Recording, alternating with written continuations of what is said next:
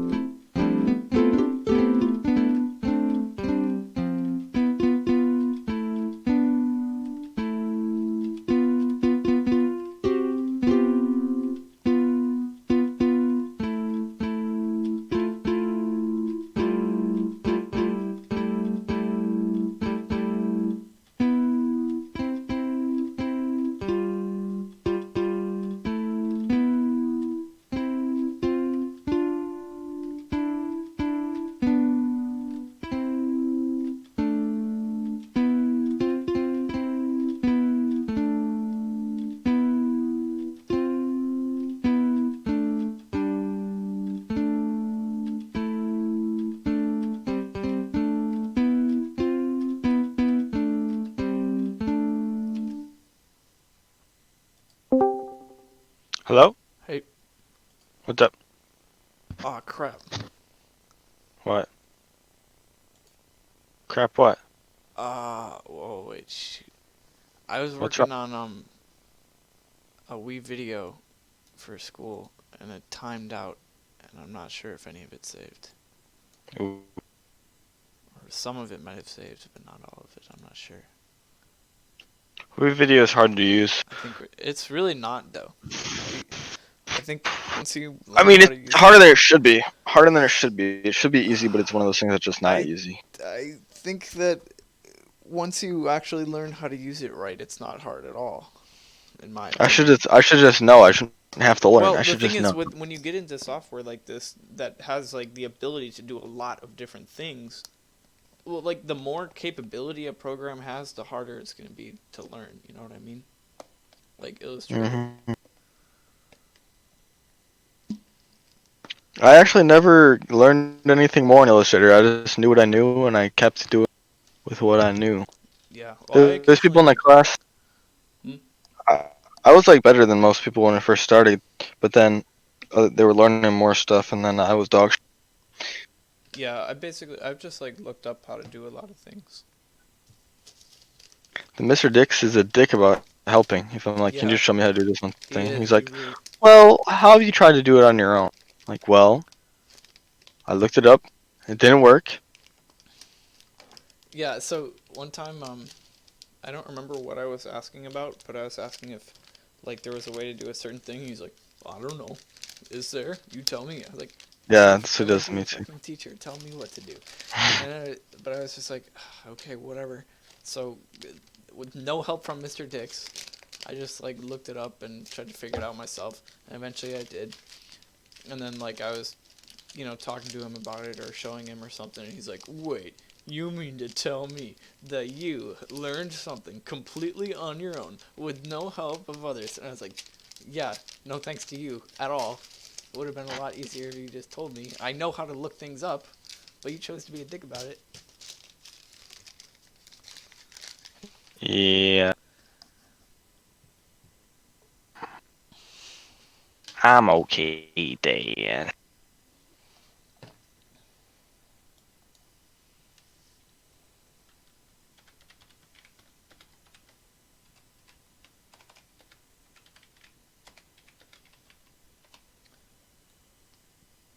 Who is that?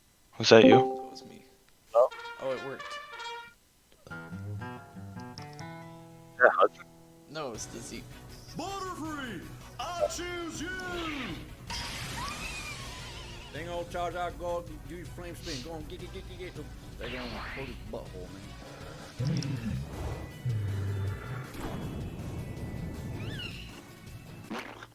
Butterfree!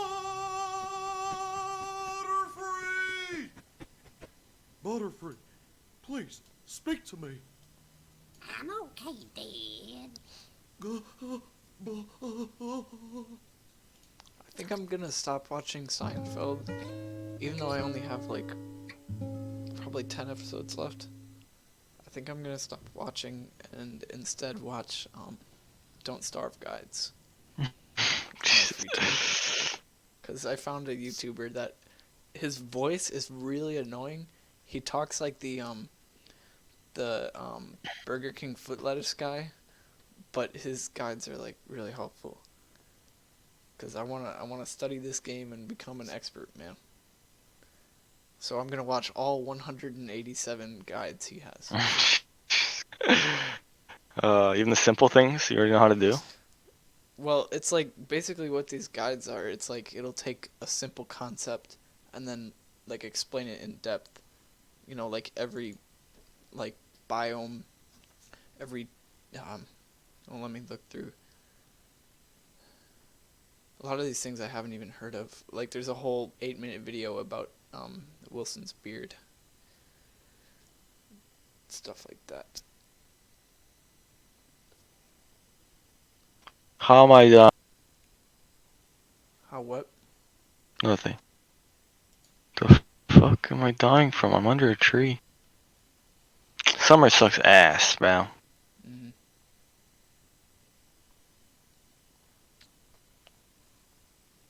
Fucking December now. What am I dying of? Heat stroke?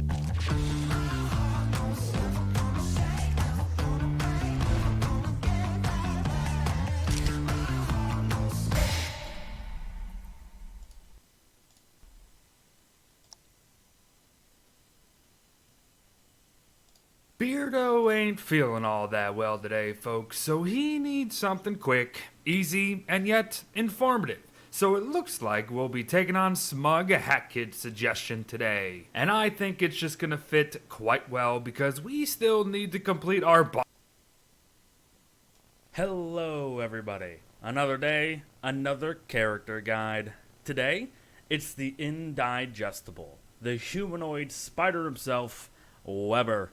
It's time to discover just why he will never quite be alone. Let's get to it. Indeed, a humanoid spider he is. You see, Weber here is not one soul, but rather two. Weber will refer to himself as a single being as well as a duo of individuals upon examination of himself, which lends to the lore of a two-mind, one-body relationship that has grown ever since a child. The child within Weber was killed by a spider long ago. With this background, it is speculated that Weber was the first to enter the Constant, even before Wilson.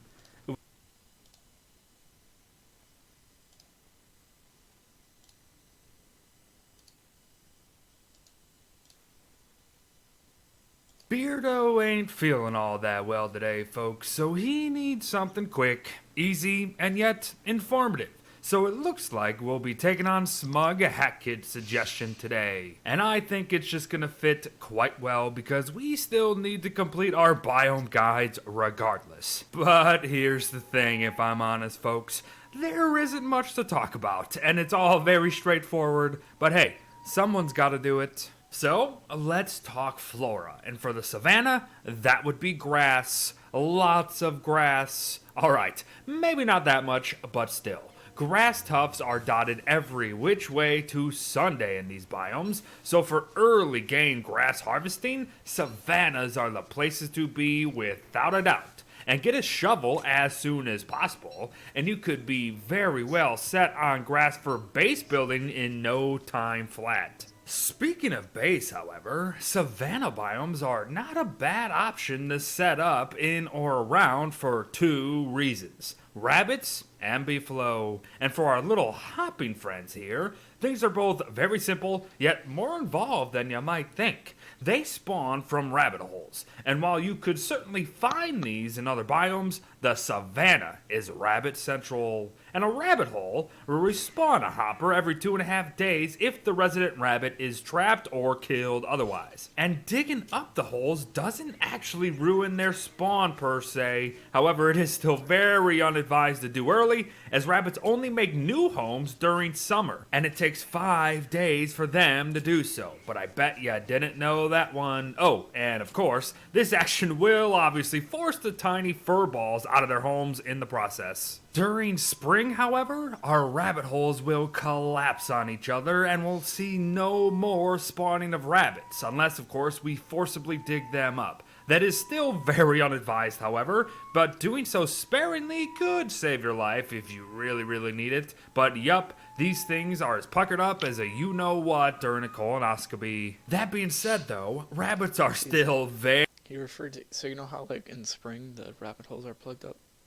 Mm-hmm. He said, Dig 'em. he said he said not to do that. He said, the holes are as plugged up as your asshole during a colonoscopy. That's true. very much available during the winter freeze, so hunting them before winter is advised, and hunting them throughout winter is highly advised because they can keep you alive. They should be a priority for many new players out there. And I really don't think I need to explain how to hunt rabbits, but of course, you will want to build traps to, well, trap rabbits, so I believe you can manage that. I will say, however, placing bait like seeds and or berries and heck even meat under them is not necessary whatsoever, as simply just placing the traps over or as close as you can to their holes is the best thing that we can do. Or just running the rabbits into the traps for Pete's sake. Whatever the case, when you get some, it is up to you whether or not you want to just keep their meat refrigerated to help sustain yourself, or better yet, get drying racks to turn them into small jerky for more sanity, health, and sustainability chance. Because yes,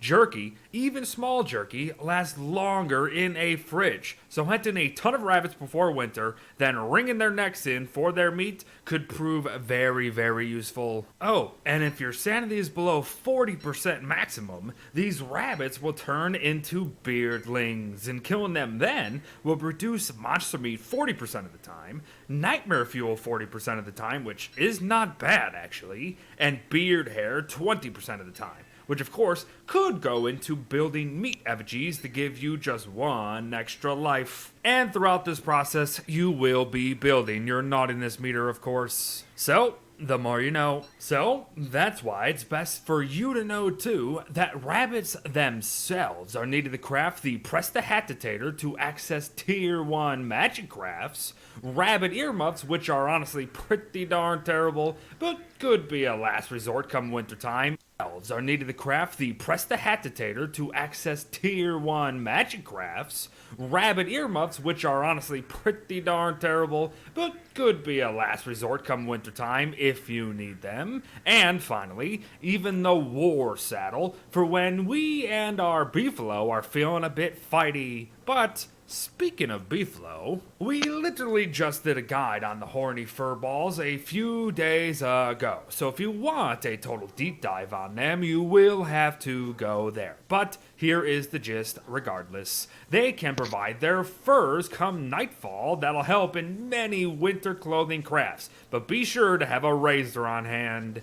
They can be lured away from the herd and murdered for beautiful bunches of big meats, or even drop a horned boot. When we aren't murdering them, however, they can murder for us and provide protection from medium to the occasional high-level threats of this world. However, be mindful, because they will protect themselves and their young with a fury come spring. And speaking of, they repopulate themselves, so we don't have to get involved in the mating process. Wait, what? And of course, we can domesticate the beast for our own personal use, You can which ride mostly buffalo. entails just You know moving that? big, heavy things Yeah. without Mhm. Make requiring saddles a for them. trip to the chiropractor. Retard. So if you want beef, head to the savannas. Oh, and that reminds me, and I really don't know why that reminds me, but it does. You could very well get multiple savannas per world, or just savanna-like patches dotted about that can actually spawn beefalo in them. So it's not like they are a one and done deal all the time. So keep an eye out. And by the way, totally random, but what the heck is this dragonfly spawn right now? In the middle of the dang swamp, for Pete's sake. But let's get back on track. Cause we've got some final talking points, like how you may encounter some long lost spiders in this biome, which should honestly be left to grow to tier 3. As if you're basing on this savanna, just having access to lone spider dens could prove very, very useful. To continue, some boulders will spawn here, but not many in the slightest. However, a couple easy rounds of rocks, flint, and or niter should never go underappreciated. And lastly, the two types of birds that we will see landing in this biome are redbirds and crows. Unless, of course, we alter the turf ourselves. But just use that information however you please. So there you have it, everyone. A sorta quick bit on the savanna biome in Don't Starve Together. And while a lot of this is very likely widely known, You know what's a I good do hope it idea to do, helps. guys? Have a fire place built, but don't actually place. Yeah. Yeah. I feel like David's here, even though I know he's not here. Yeah, I was gonna say, you said guys. I didn't mean it. I was talking to both your personalities, Jack.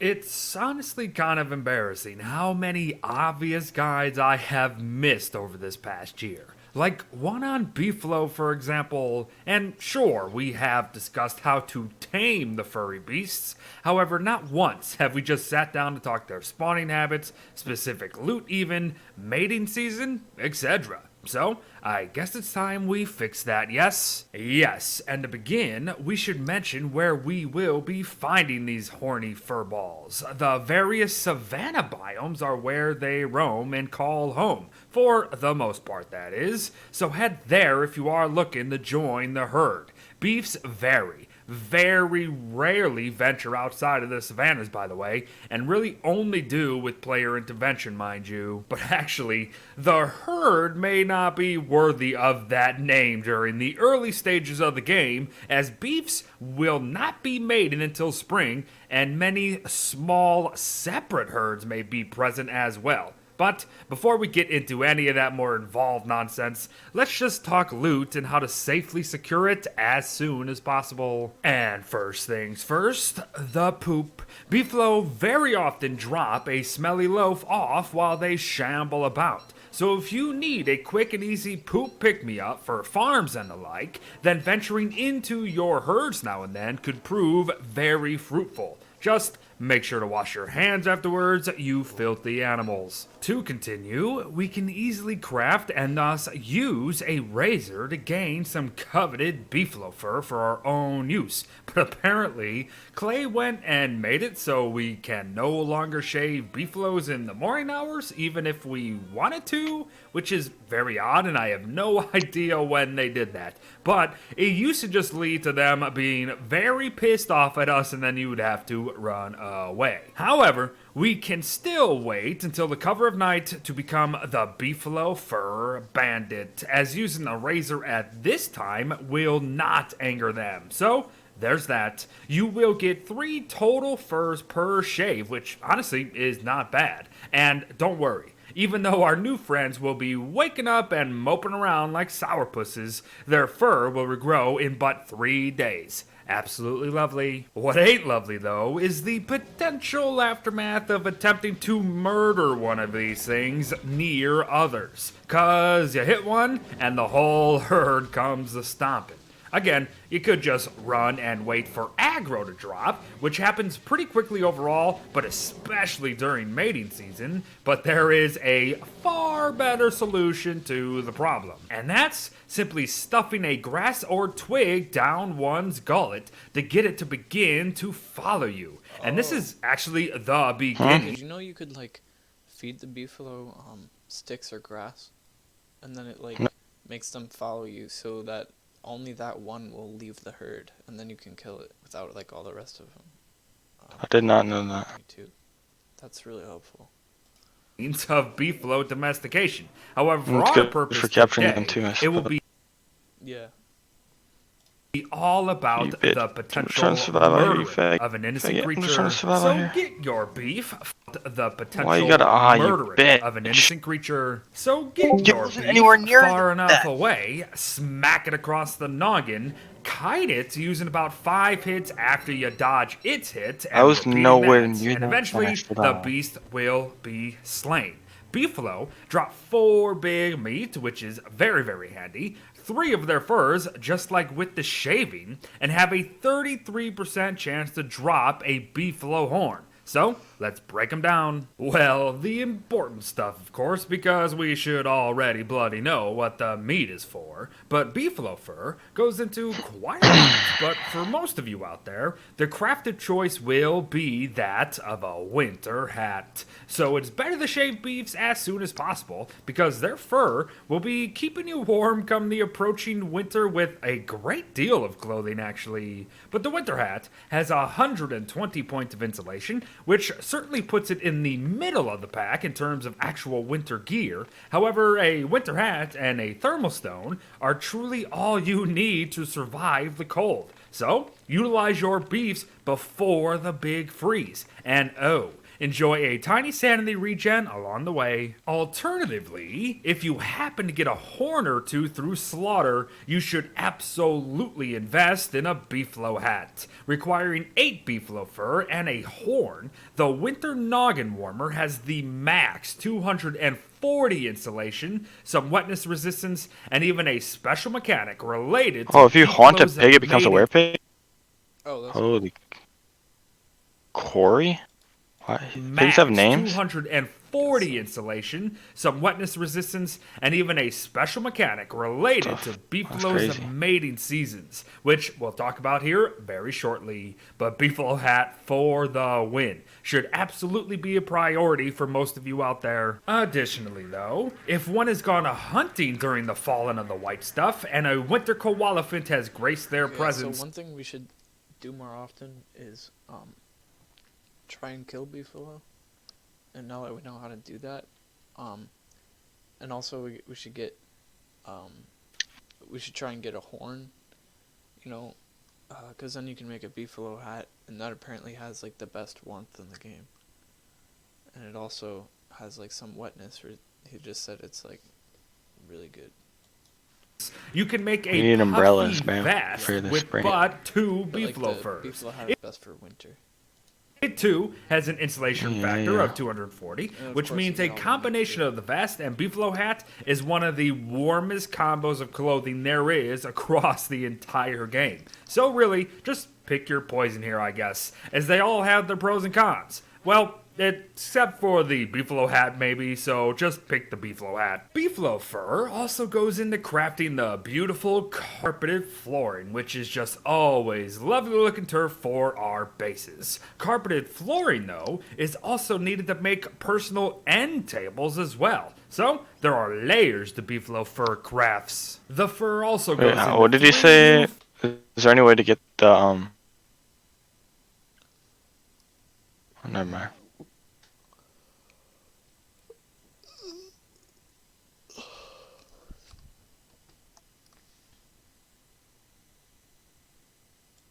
fishing lures under the tackle receptacle, so if you're into all that crap, then keep that in mind. Willow players will need additional fur to create additional Bernies if they wish, or when they just want to make a Build-A-Bear army of nightmares. And finally, Wort players must collect 15 furs to begin the ascension of a Mermy King. So plenty of crafts available for beefalo fur, folks. But Beard, you missed the saddle. You right, friend, you right. Again, though, we've already talked beefalo domestication, so here's just some quick bits. As long as a beefalo's hunger remains above 0, or if it's been ridden often, it will gain 0.1% domestication every 10 seconds. Otherwise, it would lose 0.52%. You can also brush your beefalo to gain 1.7% domestication per brush. However, you can only do it once per day, but you do get a beefalo fur, so there you go. And you can actually feed a beefalo too much. So here is an adage to remember.